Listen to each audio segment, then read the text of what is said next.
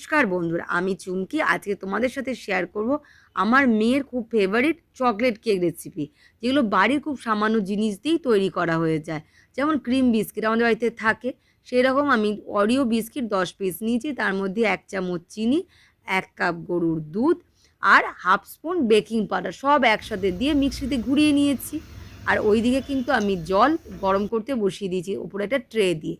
আর একটা টিফিন বক্সের মধ্যে বাটার বুলিয়ে ময়দা ছড়িয়ে ইয়ে আমি মিক্সচারটা ঢেলে দিয়েছি, আর ওপর থেকে ডিয়ারি মিল্ক দিয়ে সাজিয়ে দিয়েছি। তোমরা তোমাদের পছন্দ মতন জিনিস দিতেই পারো। তো এরপর এটাকে চাপা দিয়ে 20 মিনিট আমি মিডিয়াম আঁচে রেখে দেবো বেকড হওয়ার জন্যে। আর ওইদিকে আমি যে ক্রিমগুলো বের করেছিলাম সেই ক্রিমগুলোকে আমি রাউন্ড মতনই বেরোয়, সেগুলোকে রাউন্ড রাউন্ড করে ঘুরিয়ে একটা বড় গোলাপ করে কেটে দুটো ভাগ করেছি। এবার নিজের ইচ্ছে মতন নিয়ে সার্ভ করো। আর আমার রেসিপি ভালো লাগলে লাইক, শেয়ার, সাবস্ক্রাইব করে